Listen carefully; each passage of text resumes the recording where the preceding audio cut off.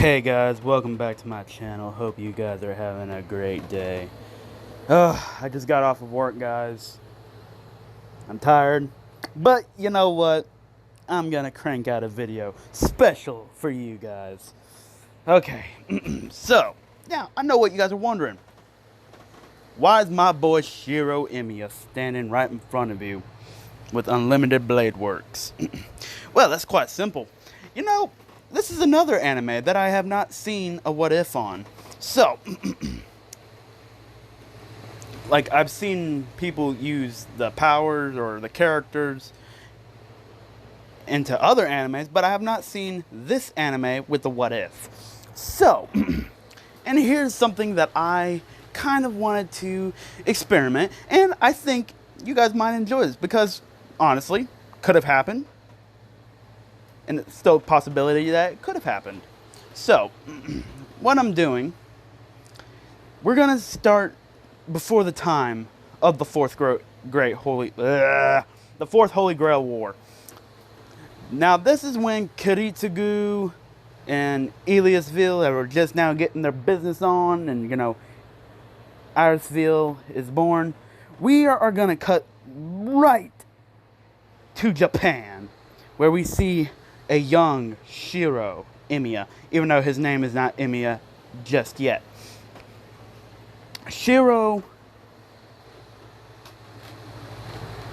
discovers he can do very cool, important stuff. For instance, he can create projection. He has an adept for reinforcement magic, enhancement magic, and projection magic.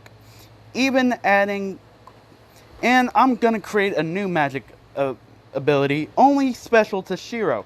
He has a noble phantasm effect magic ability.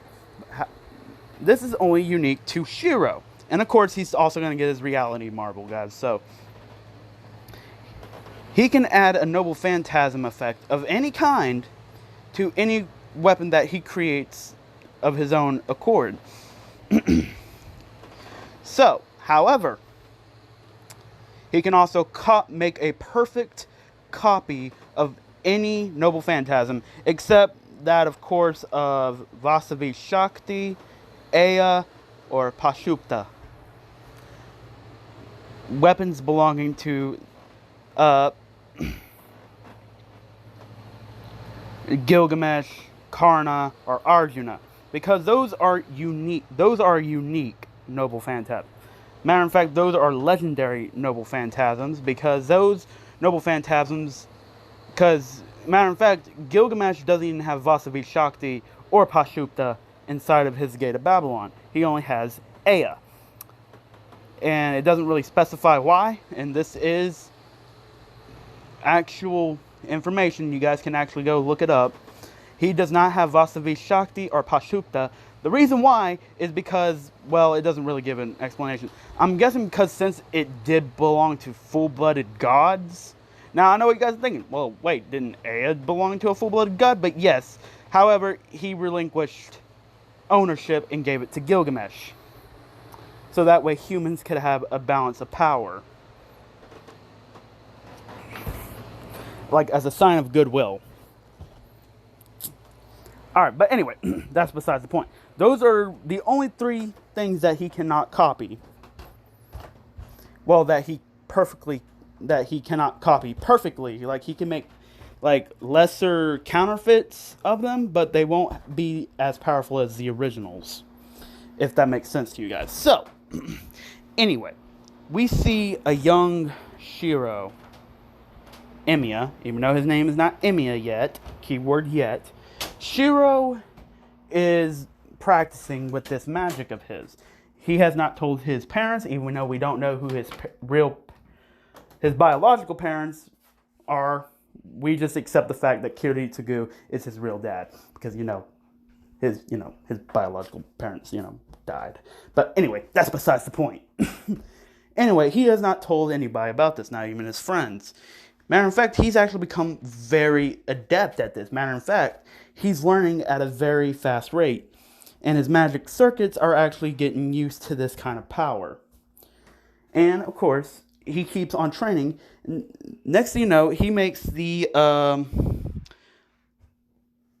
I call the blades that Shiro is holding right now, those two blades, I call those the yin and yang blades. If you guys know what the actual names of those blades, put it down in the comment below, so that way I can call them by their actual name. But I'm just calling them the yin and yang blades, because guess what? They have the yin and yang symbol, so you know what? Bite me. But anyway, I'm sorry guys, but anyway, Shiro is now still continuing, and he's learned that these things, the yin and yang blades, as he likes to call them. Remember, if you guys know the actual name, put it down below in the comment section below so I can call them by their actual name. But anyway, he learns that these are like magnets. These blades can also act like boomerangs. And he can also increase and actually, how can I say this? He can actually enhance them, or, make a few changes to the actual, as long as it refers to its actual component. Now, anyway, he is constantly training. Now, here's what I'm going to do, guys. And I believe you guys are going to enjoy this. Oh, this is going to be so fun. I love this. But anyway, Shiro has learned that this is the ability, and I'm going to say a young Rin Tosaka and Sakura before she, got sold off to the Matos, those pricks. But anyway, that's besides the point. Anyway, Sakura and Rin see Shiro practicing this what they seem to be very high level magic. Matter of fact, they've been actually watching Shiro for a few days now. And they see that this is more than just projection. This is also enhanced reinforcement and something else that they can't quite put their finger on, but it seems to be a very powerful magic. Like, he can create an endless number of blades.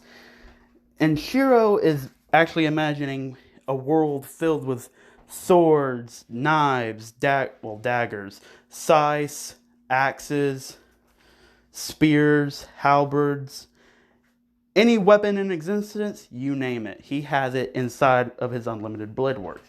And he calls this special magic blade works. And then when he wants to use his reality marble, which he has not completely done because he's still trying to, I'm just going to say because of his age right now, he hasn't really, he's heard of a reality. So Rin Tosaka and Sakura Tosaka at this point are actually, they go up to Shiro, and Shiro's like, oh crap, they've been watching me. And, so all three of them are actually pretty good friends. And actually, Rin and Sakura tell Shiro what he's actually doing. He's actually doing magic. But it's his own unique magic, and they haven't seen magic. Well, they have seen magic, but they haven't seen it to this extent and to this well of mastery, because it seems like this is what Shiro was born to do. It seems like this is a magic that's very unique to him, and, Now, Shiro, he's actually been, working on his physical body, because he wants... Oh, crap. Shoot. Sorry, guys. My bad. Sorry, I almost dropped my phone there. But anyway, he is currently... Hold on, guys. Alright, sorry about that, guys.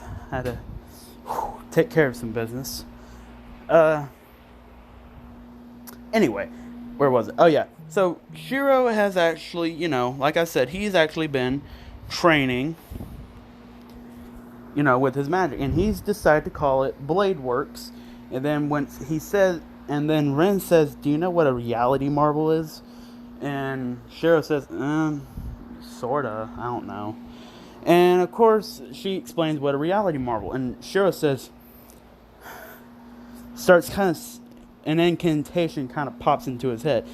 And he says, I am the bone of my sword. Steel is my body and fire my blood. I've created over 1,000 blades,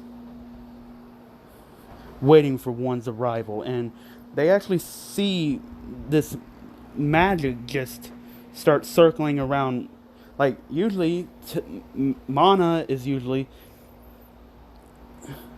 like, it's visible, but at the same time, it's not. But it's, like, so clear that even somebody who has no concept of what magic is could obviously see it. And they see that this is actually starting, like, Shiro's actually doing an incantation for a reality marble. And, of course, Ren says, "Are you an idiot? Stop." And, of course, Shiro says, "Oh, sorry, my bad." And this is when Shiro hears a voice in his head. He says, "Do you want to participate? Yes or no?" And Shiro says, "Do I want to participate? Huh?" And the Grail, and this is the Holy Grail talking. The Holy Grail says, "You have great adeption for magic. Do you want to become... You have great potential in you. Do you want to become a master of this Holy Grail War?" And Shiro says, "Holy Grail War?" Now remember, this is a I think... I'm going to say he's like a 8-year-old. I'm just going to say he's 8 years old at this point. So is Ren and Sakura. Sakura gets sold off to the Matos by Tokiyami because, he's a scumbag. But anyway, moving on. Shiro is actually learning at a very fast rate. Faster than most humans are actually capable of. Now remember, the Holy Grail is seeing, like, everything Shiro's doing. Because, if you guys already know, he's already going to be a heroic spirit in the future. So, guess what that means? He's going to be a heroic spirit. And that also means he's going to be a servant. But, right now, he's just learning and trying out new abilities. He just, and right now, he's just saying the incantation just keeps on popping in his head, but at the same time, the Holy Grail saying, "Do you want to participate?" And now, I know what you guys are saying. Wait, aren't all the servants already ready? No, the servants aren't already ready. Well, they are ready, but at the same time, they're not.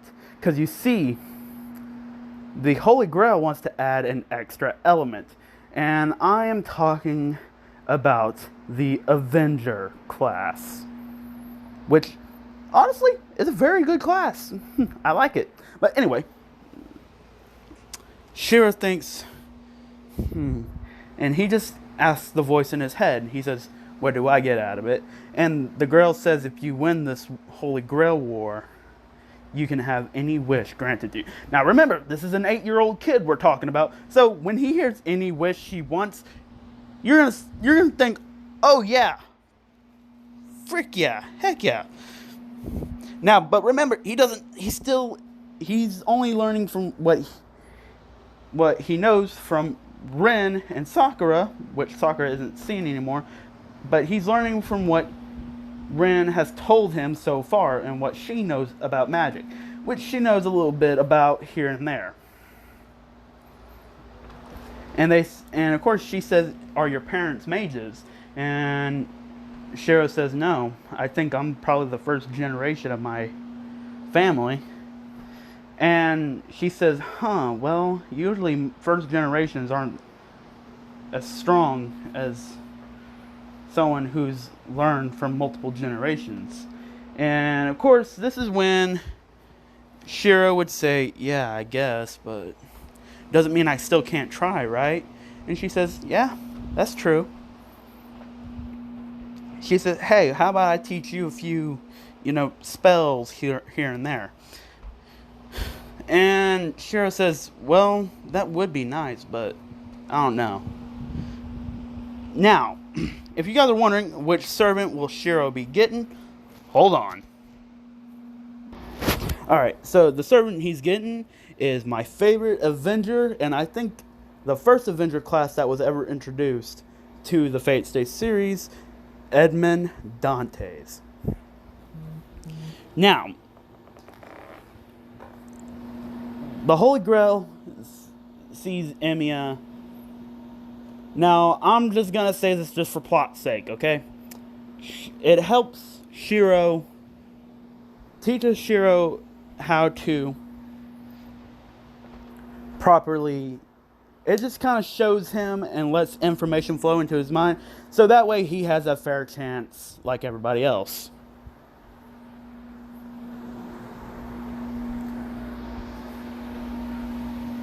Now, it teaches him how to use his reality marble, unlimited blade works. That's what he calls it.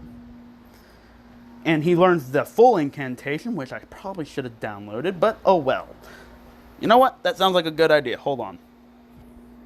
Alright, sorry about that, guys. But anyway, he learns how to properly do his reality marble that he's been striving so hard. Now, remember, reality marbles are considered the forbidden spells because they defy space, time, and reality in that specific order. Because once you bring people into your reality marble, you're basically a god. But anyway, he summons Edmond Dantes, and Edmond Dantes helps him with his physical, actually pushing him to almost near servant level physical capabilities. And Edmond Dantes says, show me your, hold on, guys. Alright, sorry about that, guys. Alright, so anyway, Edmond Dantes says, are you my master? And Shiro says, yeah. And he says, well, he says, I sense a great kindness from you. He says, how come a child such as you are participating in this Holy Grail War? And Shiro says, you know what? No. I just made this a whole lot better, guys. Shiro's parents, his biological parents, have already passed away. So he's basically living on his own. Yeah, he's living on government fund because he didn't, he ain't wanting to go to that orphanage. He's like, oh, heck nah. Screw that, homie. Forget that. So he's going to be wishing for a family. So now he has an actual reason to want to participate in the Holy Grail War. Now, actually, you know what? Scratch that. No. Scratch all of that. His parents are still going to die from the fire of the Holy Grail. So, they just don't know he's participating in this. And they're basically going to be non-existent in this what if. So, yeah. But anyway, Edmond Dantes is training. He trains his Shiro's body to near servant level. Almost to rival that of Berserker. And his speed is very impressive, even for a servant's standards. And remember, Shiro's already learned about his reality marble. He's casted it a few times, but it leaves him almost completely drained.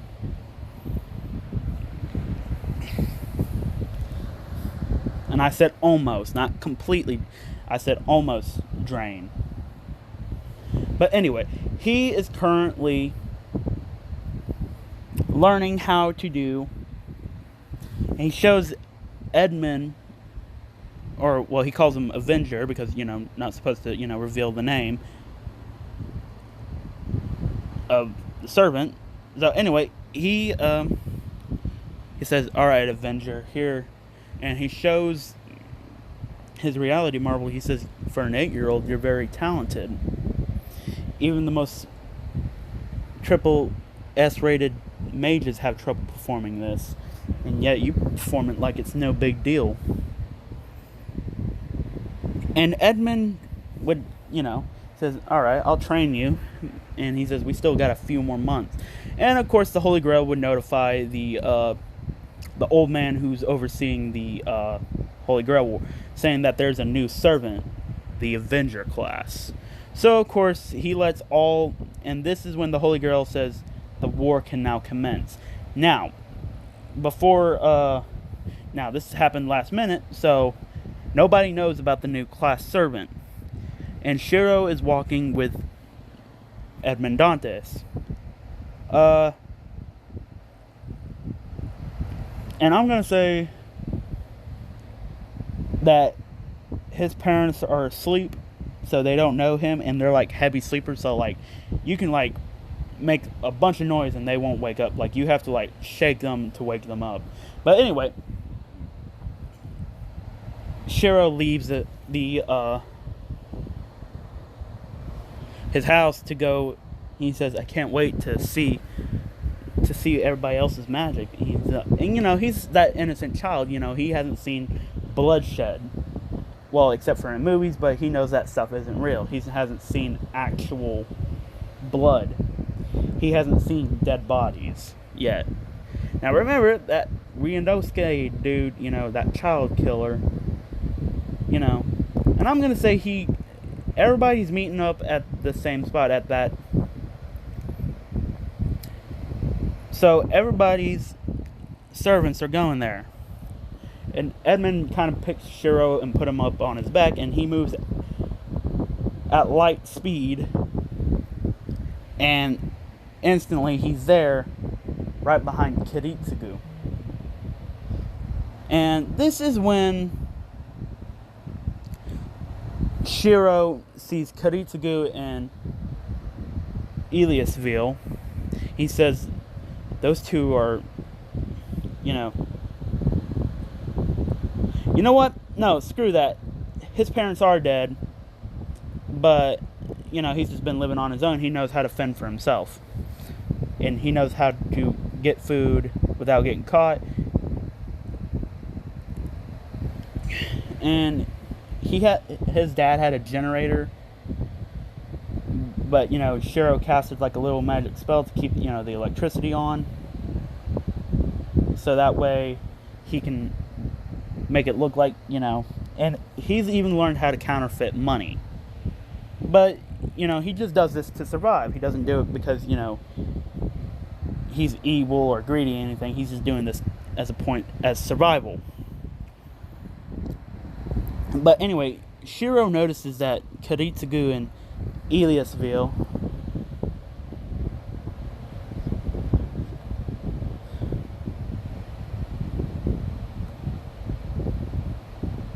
No, Irisville. Yeah, her name's Irisville, not Eliasville. That's the daughter's name. My bad. But Irisville, and Kiritsigu, I'm going to say they're standing side by side. And of course, the masters are all looking at one another with their servants. Even Tokiyami's there. They're all just kind of staring each other down. And Edmund just kind of makes himself known by shouting out very loud. He says, So, this is the Holy Grail War's servants. And this is when he kind of drops down. And everybody's saying, Where's your master? And they say, What class servant are you? They say, he says, I'm an avenger. He says, I am avenger. He says, I'm an avenger class servant. And everybody's looking around. They said, Where's your master? And this is when they just see a little kid jump off of Edmund's back. He says, This is my master. And they're all just looking at this little kid, and they're like, Wait, for real? And Iskandar, he's just laughing. He says, he says, well, it's good to see that that this boy is learning how to be a man from the get-go. And of course, Saber and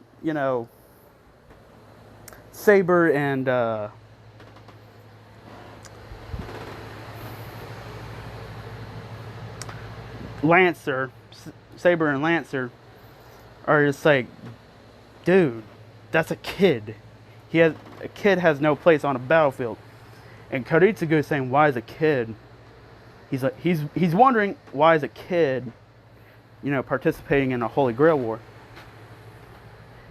And of course, all the other Tokiyami, he says, you know, because he doesn't want to kill a kid, you know, except for, well, really the only person there who really wants to kill a kid is Ryunosuke, because, you know, he's a serial killer, and he likes killing kids, and yeah.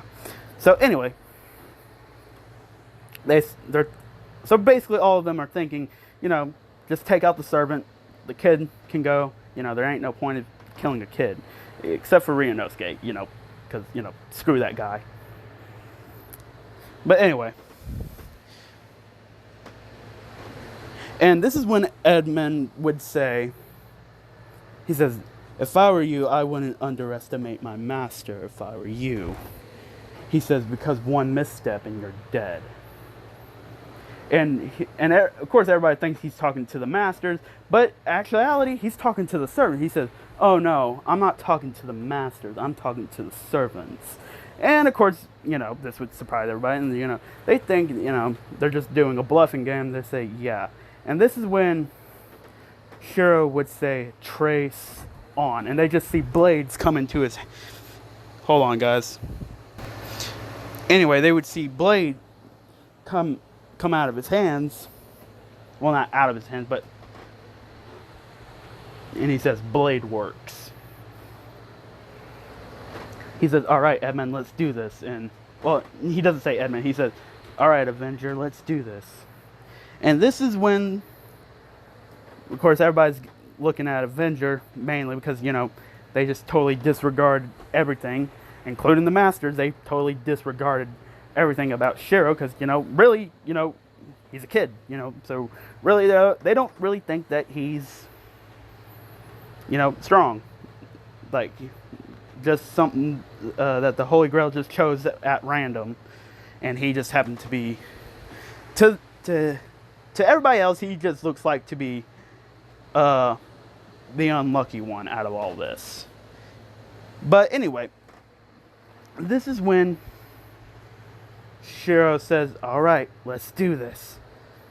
And they just see, Avenger says, do you want to take this one, Master, or do you want me to do it? He says, no, Avenger, I got this. And this is when, bam, and everybody's just like, wait, what? And Shiro's like right in front of Lancer, and he's like, crap. And now they're saying, okay, he's fast on his feet, but he's, you know, he's charging, you know, at regular speed. So everybody's thinking, he's charging right at Lancer, and Lancer says, all right. So right when he you know, he's just gonna, you know, parry him and toss him away. Anyway, right when his sword makes contact with Lancer's spear, Lancer's like, wait, hold the frick on. And this is when they would engage in the fastest, you know, blade. And this is just like, they go, you know, and they're just like moving at tremendous speeds, and Lancer's having to count, like he's really having to stay on his toes, and everybody's just like kind of like shocked that, you know, that this kid, and they're, of course they're trying to see if he's using any, you know, enhancement magic to make him go faster, but no, this is just pure raw physical speed, keeping up with the servant. And he's just like, is this really the, you know, limitation to a servant? And he's just going, and he's just going, and he, and of course Gilgamesh is getting mad, and he calls that boy a faker, and he points his, you know, spear, but then Lancelot looks at him, and then of course this takes Gilgamesh off more than seeing a faker in front of him. And so anyway, they start going toe to toe, and then finally Shiro jumps over, slashes Lancer's back, makes like an X mark on his back. He's like, ugh. He's like, man, this kid is something else. He's like, I've never seen somebody like this. He's like, is he really a human? And he's just moving at like incredible speeds. Like, and they said, how did a child learn how to do this, let alone? He said, no human should be possible of doing this, but let alone a child. And they're just going blow for blow, and they're just going da da da da da da da, and Shiro says, blade works, and you just see a bunch of blades shooting, blades, spears, halberds, axes, basically every weapon in existence coming at, well, Lancer. he's like, frick. And he's just like trying to dodge all of them. But of course, he gets impaled. This almost killing Lancer. Actually, you know what? Scratch that. No. Shiro is, just going at this. And everybody's just kind of like dumbfounded that, Shiro is actually able to keep up with a servant.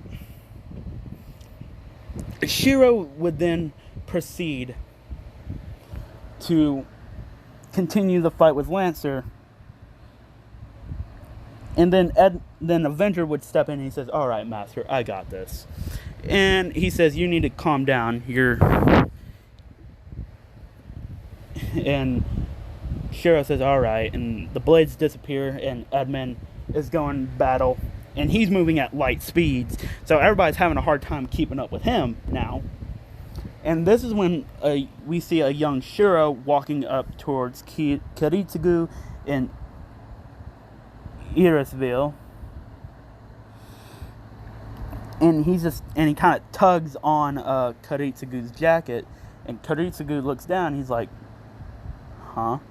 And he's like, and of course he's backing up like really quick because he doesn't want, because he thinks that this kid is going to kill him. And he's like, "Will you be my dad?" And this kind of just, he looks at Irisville and Kiritsigu and he says, "Will y'all be my parents?" And they're just like, "Wait, what?" He says, "Will y'all be my parents?" He says, "I have no parents. I'm all alone. Before I met Avenger over there, I was really the only person there. I was all alone." And Irisville is looking at Kiritsigu, and Kiritsigu is thinking in his head, well, and he's just seeing the determination in Shiro's eyes, and it kind of reminds him of himself. He says, "All right, we'll take you in."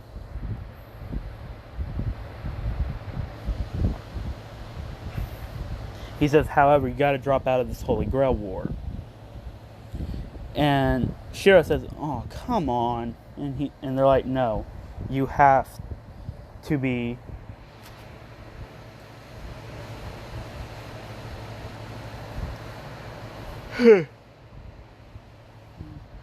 and actually, no, this actually comes up with an idea. They could use, Shiro's servant as one of their own. But Irisville bends down and picks Shiro up and hugs. She says, "Welcome to the family." And of course, she's just like loving. And of course, she calls him son. And this is something that Shiro hasn't heard in a long time. And this kind of melts his heart. He says, "Yeah, Mom." And Kiritsigu says, well, I guess I could have a son finally. And they see that he's obviously older than Eliasville, so making him the older brother. The adopted older brother. But they see that he's actually able to do actually good, magic on his own, considering he's a first generation mage.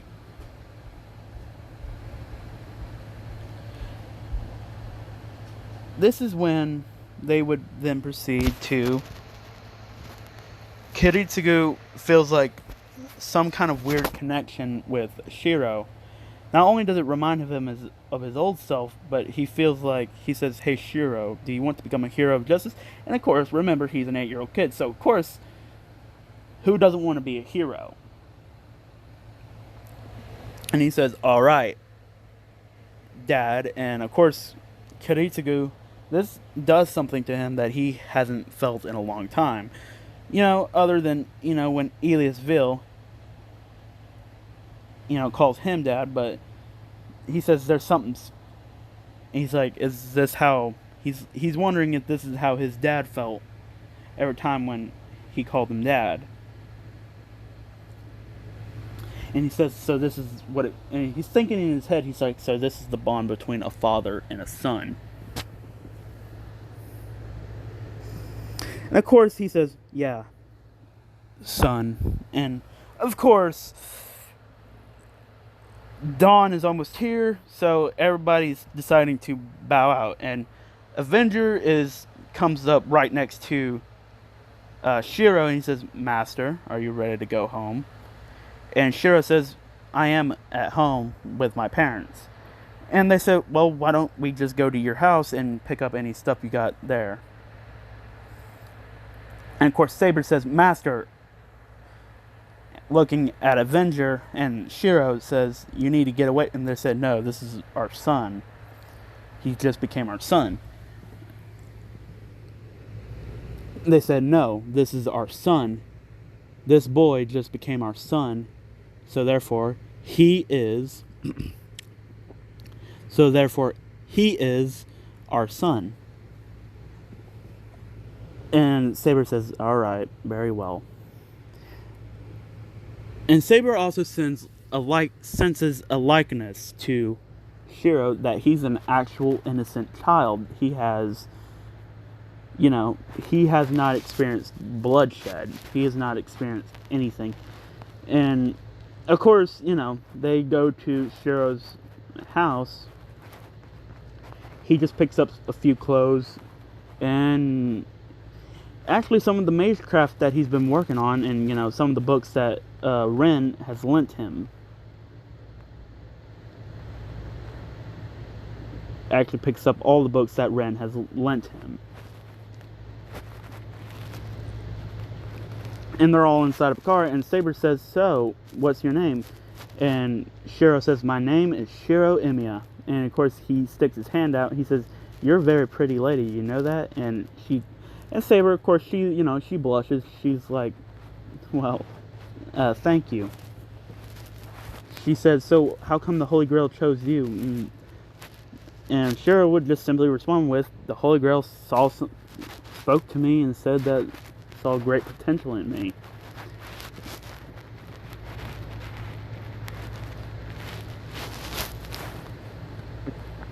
And of course, Saber says, huh, okay. And of course, Irisville, she's happy now that she has a new child, a son. Because now she has 2 children, a son and a daughter. A daughter and a son. A son and a daughter and a daughter and a son. Wait, hold on. Yeah. A son and a daughter and a daughter and a son. Yeah. Son and daughter, daughter and son. But mainly son and daughter, because Shiro's the oldest. So it would be, son and daughter, then if you went backwards, daughter, then son. But anyway. And Kiritsigu says, so, since you're first generation, do you want to inherit my crest?